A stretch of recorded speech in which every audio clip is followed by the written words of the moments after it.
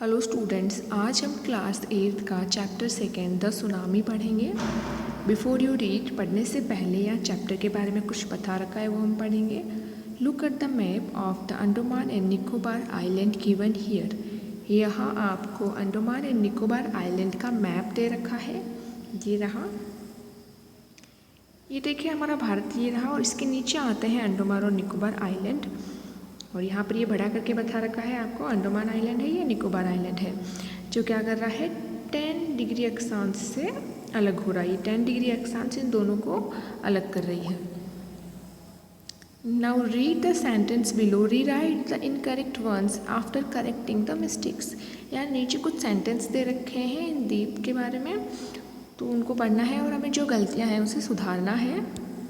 तो first sentence है कटहल इज़ एन आइलैंड। आप इसको आइलैंड वाले पिक्चर को बराबर देखिए कि हमारे पास कौन कौन से आइलैंड है।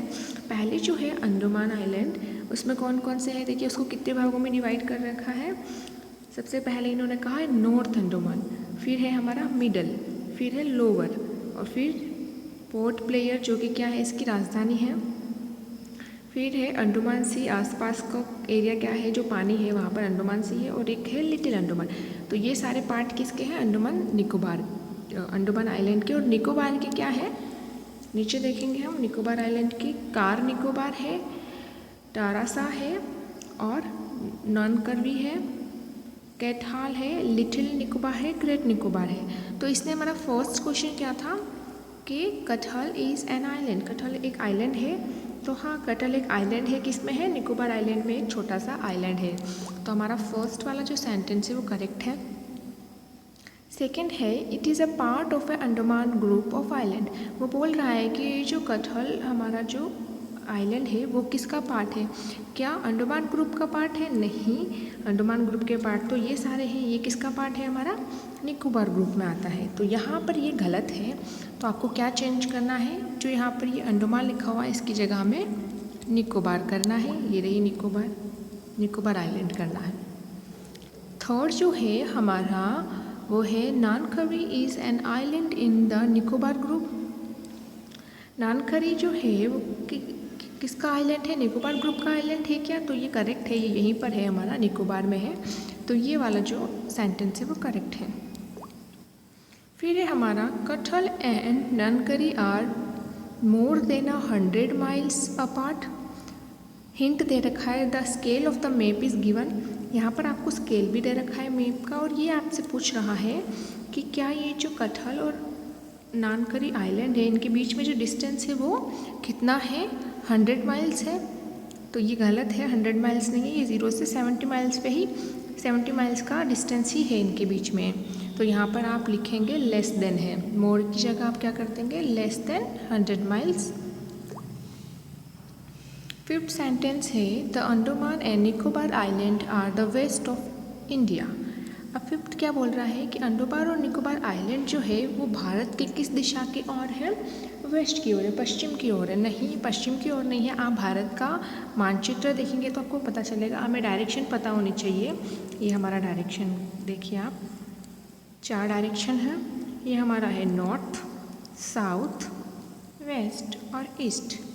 तो हमें पता है अंडमान निकोबार कहाँ आता है, इस साइड में नीचे की ओर, तो वो ईस्ट में फॉल करता है, इस डायरेक्शन में। तो ये वाला सेंटेंस गलत है, इस वेस्ट की जगह आप क्या लिखेंगे, ईस्ट लिखेंगे। सिक्स्थ वन है the Nicobar island are to the north of the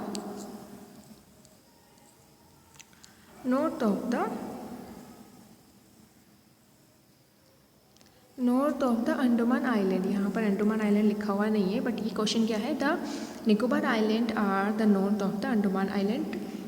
तो क्या निकोबार आइलैंड जो है, ये निकोबार जो आइलैंड है हमारा वो अंडमान के नॉर्थ में है। हमने अभी डायरेक्शन देखा था, क्या था डायरेक्शन में, ये हमारा डायरेक्शन, इसको आप समझना, ये है नॉर्थ, साउथ, ईस्ट और वेस्ट। तो अब ये बोल रहा है कि जो निकोबार है वो इसके नॉर्थ में है, नॉर्थ में नहीं है, ये क्या है, नीचे की ओर है। तो ये साउथ डायरेक्शन में, नॉर्थ में तो हमारा अंडमान आइलैंड है और साउथ में हमारा क्या है, निकोबार आइलैंड। तो यहाँ पर आप चेंज करोगे, यहाँ नॉर्थ की जगह हमारा क्या आएगा, साउथ आएगा। तो ये कुछ क्वेश्चन दे रखे थे, जिनको सेंटेंस दे रखे थे इस मैप के, तो उसे हमें सॉल्व करने थे। अब हम चैप्टर की ओर पढ़ेंगे। A tsunami is a very large and powerful wave caused by earthquake under the sea. Tsunami क्या होती है? A very large and powerful wave, यानी बहुत बड़ी, वेरी लार्ज यानी बहुत बड़ी, और पावरफुल ताकतवर वेव। वेव यानी होता है लहर। जब लहर उठती है किसमें? सी में, समुद्र में जब बहुत तेज की लहरें उठती हैं, किसके कारण होता है ये? अर्थक्वेक, भूकंप के कारण। समुद्र में है ना, समुद्र के नीचे भूकंप आने के कारण क्या होता है? समुद्र में बड़ी बड़ी लहरें उठती हैं, जिसे हम क्या कहते हैं? सुनामी कहते हैं। On 26 December 2004, a tsunami hit Thailand and a part of India such as the Andaman and Nicobar Island and the Tamil Nadu coast. Here are some stories of courage and survival. यानी कि 2004 में 26 दिसंबर 2004 में एक tsunami आई थी। कहाँ पर आई थी? हीट मतलब होता आई थी थाईलैंड में, and part of India, India के भी कुछ हिस्सों में आई थी। उनका नाम है अंडमान निकोबार आइलैंड में आई थी, और एक तमिलनाडु कोस्ट, यानी तमिलनाडु का जो तटीय क्षेत्र था वहाँ पर भी ये सुनामी आई थी। Here are some stories of courage and survival. और इस चैप्टर में आपको क्या दे रखा है? सुनामी आने के बाद किस तरीके से लोगों ने साहस करके बचाव किया, और सर्वाइवल यानी जिंदा रहे, जीवित रहे, किस प्रकार उन्होंने समस्याएं देखी और अपने आप को जिंदा रखा। तो इस सारी स्टोरी इस चैप्टर में हमारे को हम पढ़ेंगे। Did animal sense a tsunami was coming? ये क्वेश्चन पूछ रहा है क्या एनिमल्स जो होते हैं, जानवर जो होते हैं, उनको पता चल जाता है क्या सुनामी आने वाली है? Some stories suggest that they did. और कुछ स्टोरीज जो हम पढ़ेंगे उसमें हमें पता चलेगा कि हाँ, एनिमल्स को भी क्या होता है? पता चल जाता है कि सुनामी आने वाला है। तो ये आपको पिक्चर दिख रही है, देखो किस तरीके से सुनामी आया है, सारा ही बहा के ले जाता है वो। अभी फर्स्ट पार्ट पढ़ेंगे हम इसको पार्ट्स में डिवाइड कर रखा है। तो फर्स्ट स्टोरी हमारी है, these stories are all from the Andaman and Nicobar archipelago होता है a group of many island and the surrounding sea, यानी बहुत संख्याओं में द्वीपों का समूह बोल सकते हो, जो कि क्या होता है? समुद्र के बीच में होता है। तो ये स्टोरी हमारे अंडमान और निकोबार आइलैंड से रिलेटेड है। Ignatius was the manager of a cooperative society in Katchal. His wife woke him up at 6 AM because she felt an earthquake. क्या है? इग्नेशियस यहाँ पे एक व्यक्ति का नाम है। वॉज अ मैनेजर, प्रबंधक था, मैनेजर था किसका? कोऑपरेटिव सोसाइटी जो होती है, सहकारी संस्था जो होती है। कोऑपरेटिव सोसाइटी यानी क्या होता है? सहकारी संस्थान जो होते हैं, संस्था होती है, उसका मैनेजर था। इन कटहल, कहाँ था? कटहल में वो एक मैनेजर था, जॉब करता था। His wife woke him up at 6 AM। उसकी पत्नी ने उसे कितने बजे उठाया? 6 AM, यानी मॉर्निंग की बात कर रहा है, सुबह 6 बजे उठाया। Because she felt an earthquake. क्यों उठाया? क्योंकि उसे क्या महसूस हुआ?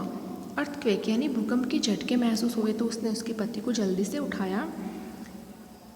Ignatius carefully took his television set off its table and put it down on the ground so that it would not fall and break.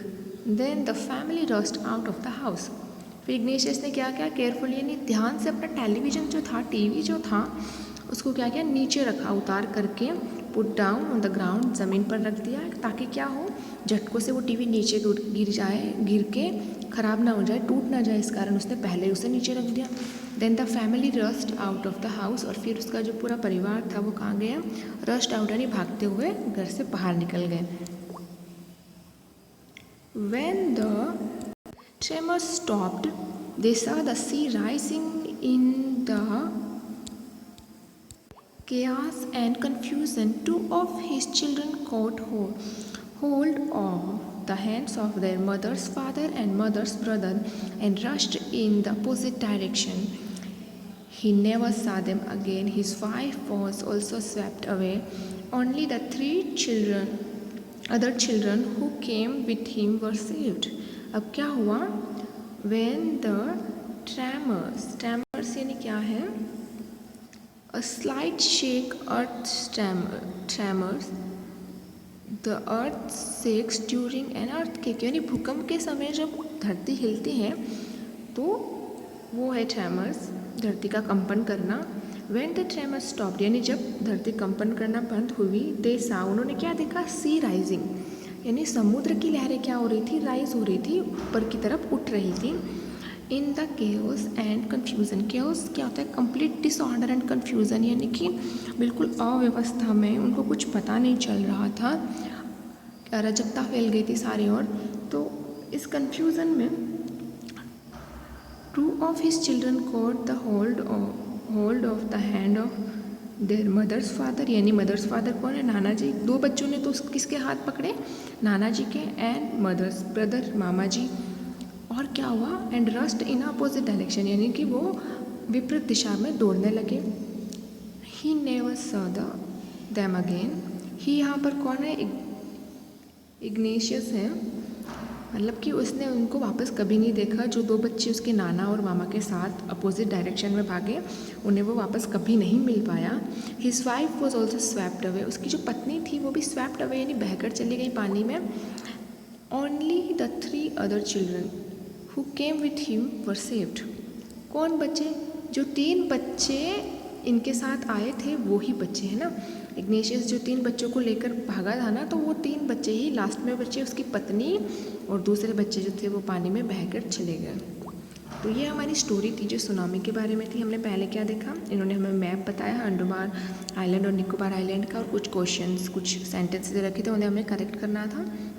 तो आपको ये मैप बनाना है, फिल करना है कि किस तरफ अंडमान आइलैंड है और निकोबार आइलैंड को कितने भागों में बांट रखा है। फिर हमने देखा सुनामी क्या होती है और कब सुनामी आई थी और कौन कौन से एरिया उससे प्रभावित हुए थे। तो अंडमान निकोबार आइलैंड था, तमिलनाडु के कुछ एरिया थे और थाईलैंड था।